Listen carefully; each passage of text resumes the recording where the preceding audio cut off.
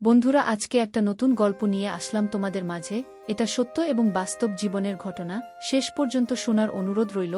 শুনলে তোমার মধু চলে আসবে। দেরি না করে চলো শুরু করা যাক।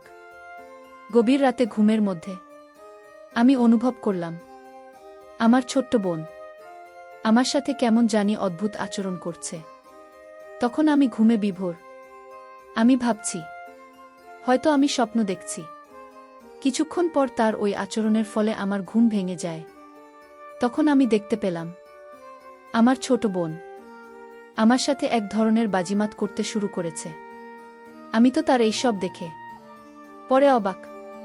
তারপর আমি তাকে বললাম, বোন, তুই আমার সাথে এসব কি করতেছিস? তোর কি লজ্জা শরমের মাথা খেয়ে ফেলেছিস? আমি তোর আপন বড় ভাই হই। তারপরেও আমি লক্ষ্য করলাম আমার ছোট বোন কি যেন এক পুঞ্জীভূত সুখ পাওয়ার আশায় আরও বেশি পাগলামি করছে। হোটেলের মধ্যে ছোট বোনের এমন আচরণ দেখে আমি রীতিমতো হতবাক হয়ে গেলাম। তখন আমার ছোট বোনের চোখে মুখে শুধু বাসনার রং দেখতে পেয়েছিলাম।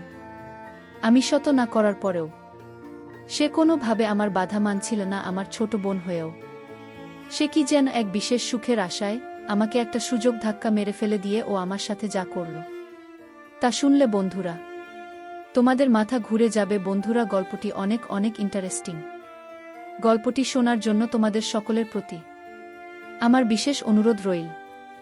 বন্ধুরা, তোমাদের নিকট আমার ছোট্ট একটি অনুরোধ, তোমরা দয়া করে আমার চ্যানেলটি সাবস্ক্রাইব করে আমাকে সাপোর্ট করবে। হ্যালো বন্ধুরা, আমি আদনান। আমার বয়স 25 বছর। আমি পড়ালেখা শেষ করে একটি কর্পোরেট অফিসে জব করছি। আমার বাড়ি শায়েস্তাগঞ্জ। আমি ঢাকায় থাকি। আমার ফ্যামিলিতে আমি বাবা মা আর ছোট বোন রিঙ্কি, ওর বয়স 60। ওই বছর এসএসসি দেবে। বাবা বিজনেস করেন আর মা গৃহিণী। এবার আসি আসল কথায়। আমার সামনে ঈদের ছুটি, তাই বাড়ি যাওয়ার প্রস্তুতি নিলাম। সবার জন্য কেনাকাটা করলাম। বোনের জন্য 2-3টা পিস ও একটা সুন্দর বোরকা কিনলাম। তো কেনাকাটা শেষ। ট্রেনের টিকিট আগেই কাটা ছিল, তাই ঈদের 3 দিন আগে বাড়ি রওনা দিলাম। ও একটা কথা, আমি প্রায় 1 বছর পর বাড়ি যাচ্ছি। চাকরিতে জয়েন হওয়ার পর আর বাড়ি যাওয়া হয়নি, তাই সবার জন্যই কম বেশি কেনাকাটা করেছি, বিশেষ করে আমার আদরের ছোট বোন রিঙ্কির জন্য। দীর্ঘ 5 ঘন্টা জার্নি করে অবশেষে বাড়ি পৌঁছলাম। কারণ শায়েস্তাগঞ্জ শহর থেকে অনেক ভিতরে গ্রামে আমাদের বাড়ি। বাড়ি পৌঁছাতে প্রায় রাত 10টা বেজে গেল। বাড়ি গিয়ে দেখি সবাই ঘুমিয়ে গেছে। আম্মুকে ডেকে তুললাম। তারপর খাওয়া শেষ করে আমিও ঘুমিয়ে গেলাম। অনেক রাত, তাই আর রিঙ্কিকে ডাকলাম না। সকাল 6টায় দেখি ছোট বোন রুমকি ডাকাডাকি শুরু করেছে। রুমের দরজা খোলা ছিল, তাই ও বিছানার পাশে গিয়ে ডাকছে। ও ডাকছে আর বলছে, ভাইয়া, আমার গিফট কোথায়? আমি ঘুম ঘুম চোখে বলছি, যা এখন, পরে নিস, এখন ঘুমাতে তো। কিন্তু ও নাছোট বান্দা, ও গিফট না নিয়ে যাবেই না। তাই আমার গায়ের কথা ধরে টান দিয়ে কাঁথা নিয়ে গেছে। আমি লাফ দিয়ে উঠে দেখি আমার পরনের অবস্থা খারাপ। আমার তো লজ্জা অবস্থা খারাপ। আর এদিকে ও খিলখিল করে হাসছে আমাকে এই অবস্থায় দেখে। আমি তাড়াহুড়া করে বিছানার পাশ থেকে উঠলাম আর ভালো করে ওর দিকে তাকালাম। ওকে যেন আমি চিনতে পারছি না। এই 1 বছরে এত বড় হয়ে গেছে, একেবারে অচেনা লাগছে। তার রূপ এবং সৌন্দর্য যেন উপচে পড়ছে। আমি এতদিন পর আমার আদরের বোনকে দেখছি, যেন অচেনা এক পরী আমার ঘরে এসেছে। শেষে ওর ডাকে আমার ধ্যান ভাঙল। লিনকি বলল, এই ভাইয়া কি দেখছিস অমন করে? মনে হচ্ছে আমাকে কোনোদিন দেখিসনি।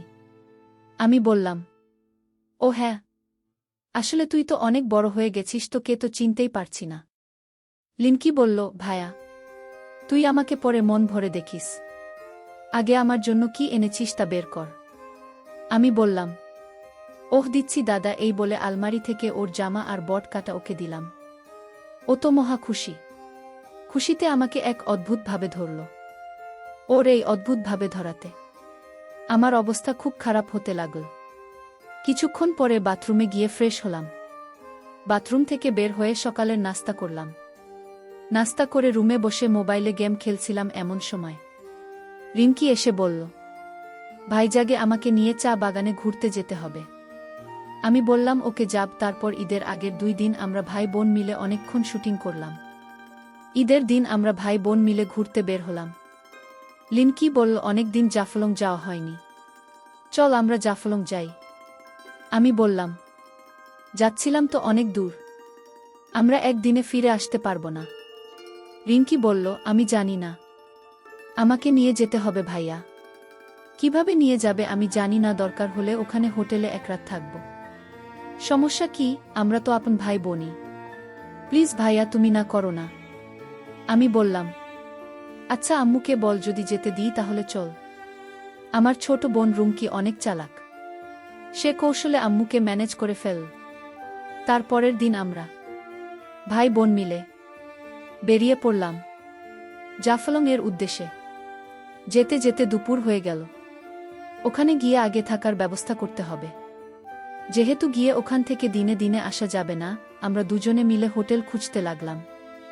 অবশেষে একটা রুম পেলাম, তাও সিঙ্গল। কি আর করা, ঈদের ছুটিতে সবাই ঘুরতে এসেছে, তাই সব বুকিং। এজন্য সিঙ্গল রুম তাই নিলাম। তারপর ব্যাগ গুছিয়ে কিছুক্ষণ রেস্ট নিয়ে বের হলাম ঘুরতে। রিঙ্কি এমন পোশাক পরেছে যা দেখে সবাই শুধু ওর দিকে হা করে তাকিয়ে থাকে। আমার খুব রাগ হচ্ছে, কিন্তু কাউকে কিছু বলতেও পারছি না। এর মধ্যে এক ছেলে আর এক ছেলেকে বলছে, দেখলে এমন একখান জিনিস চাইছে। আমার বন্ধু অনুমোদনের কপালটা কি ভালো। এই শুনে আমি রেগে ওদের কাছে যেতে চাইলে রিঙ্কি আমাকে বাধা দিল। তারপর আমরা ভাই বোন অনেক মজা করে ঘুরলাম। সারাদিন ঘুরে হোটেলে ফিরলাম সন্ধ্যায়। তারপর আমরা ভাই বোন মিলে রুমে গিয়ে ফ্রেশ হয়ে আবার হাঁটতে বের হলাম। আমাদের সাথে পাশের রুমের সদ্য বিবাহিত স্বামী স্ত্রী জুটি বের হল। তারা আমাদের ডাক দিয়ে বলল, আপনারাও কি হাঁটতে বের হচ্ছেন? লিনকি বলল, হ্যাঁ। আপনারা? উনারা বলল, হ্যাঁ। আমরা বের হলাম। ছেলেটা বলল, চলুন না, আমরা একসাথে হাঁটি, এলাকাটা তো পরিচিত, লোক বেশি হলে ভয় লাগবে না। আমরাও রাজি হলাম। তারপর গল্প করতে করতে তাদের সাথে পরিচিত হলাম। ছেলেটার নাম হলো সিয়াম আর মেয়েটার নাম রাইসা। হঠাৎ করে রাইসা বলে উঠল, আপনাদের না দুজনের খুব মানিয়েছে। আমি তো ভেবে ছ্যাঁকা খেয়ে গেলাম, কি বলবো বুঝতে পারছি না।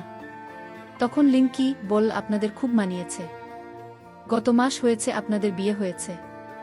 তখন সিয়াম বলল, 3 মাস। তারপর সিয়াম বলল, আপনাদের কতদিন হল বিয়ে হয়েছে? আমি কিছু বলতে যাব, তখনই ছোট বোন রিমকি বলে উঠল, এই তো কিছুদিন। আমি যেন আকাশ থেকে পড়লাম। আমার বোন এসব কি বলছে? তখন সিয়াম বলল, তাহলে তো আপনারা একদম পারফেক্ট টাইমে হানিমুনে এসেছেন। কিন্তু আমাদের একটু দেরি হয়ে গেল। আসলে অফিস থেকে ছুটি ম্যানেজ করতে করতে 3 মাস পেরিয়ে গেল। তারপরে রাইসা বলা শুরু করল, আপনাদের কি প্রেমের বিয়ে না অ্যারেঞ্জ ম্যারেজ? লিনকি বল, প্রেমের বিয়ে। এদিকে আমার রাগে গাছ বলছে, রিঙ্কি কেন সত্যি বলছে না? লিনকি কেনই বা ওদের সাথে এত নাটক করছে? হাতে হাতে রাত 9:30 বেজে গেল। তখন আমরা সবাই আবার হোটেলে ফিরে আসলাম। এসে খাওয়া দাওয়া করে রুমে যাচ্ছিলাম সবার জন্য। তখন রাইসা বলে উঠল, গুড নাইট, হ্যাপি হানিমুন। মজা করে টাইমগুলো কাটান, এই টাইম আর ফেরত পাবেন না। হুমকিও কম যায় না। সে বলে উঠল, আপনারাও মজা করুন, আমরা তো আজ রাতভর মজাতেই থাকব। আমি রুমে ঢুকে রিঙ্কিকে বলতে শুরু করলাম, রিঙ্কি তুই এসব কি শুরু করেছিস? আমরা ভাই বোন, তুই কি সব ভুলে গেছিস? লিঙ্কি বলল, ভাইয়া কি করব বল। ওরা এমনভাবে কথা বলা শুরু করবে বুঝতে পারিনি। ভাবলাম 2-1 কথা বলে আলাদা হয়ে যাব, বা এমন পর্যায়ে পড়ে গেলাম যে আর বলার সুযোগই পেলাম না। এখন আর কি করা, এখানে 23 দিন না হয় আমরা স্বামী স্ত্রী হয়ে কাটিয়ে দেই। আমি বললাম, মানে তুই কি বলছিস? লিঙ্কি বলল, আরে ভি, আর সত্যি সত্যি তোকে আমার স্বামী হতে বলছি না, অভিনয় করতে বলছি ওদের সামনে। আমি বললাম, ওহ, তাহলে শেষ পর্যন্ত আপন বোনের স্বামী হতে হবে। আচ্ছা ঠিক আছে, আজ থেকে তুই আমার বউ।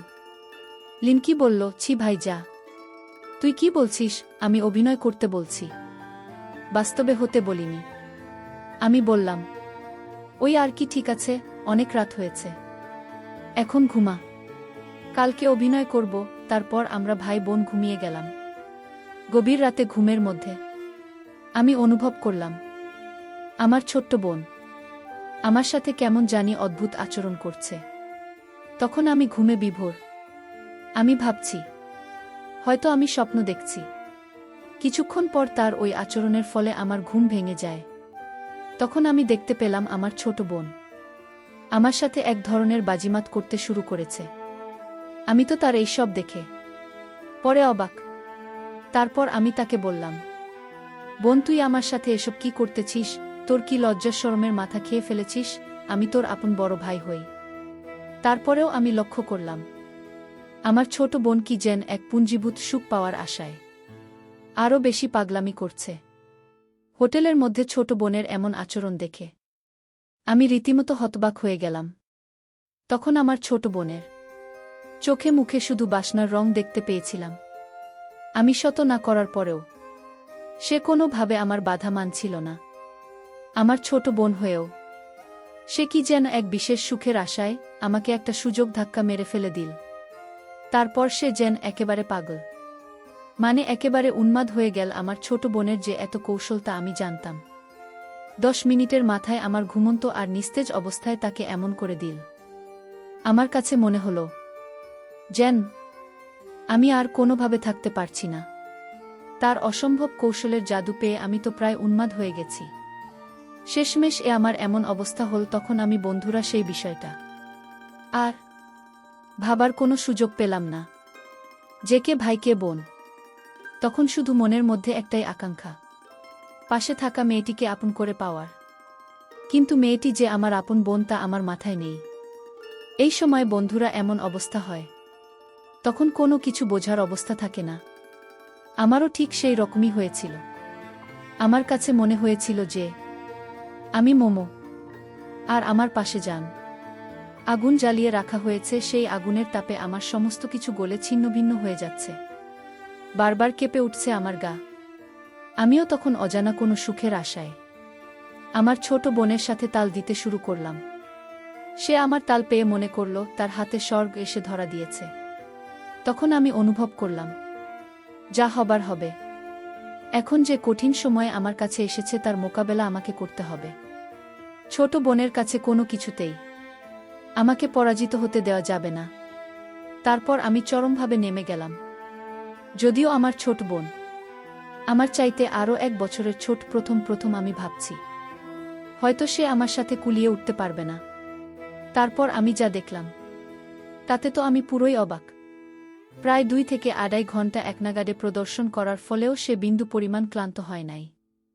প্রায় 2 থেকে 2.5 ঘন্টা পর কোনো এক রূপকথার রাজ্য থেকে মনে হলো আমরা পৃথিবীতে ফিরে এসেছিলাম।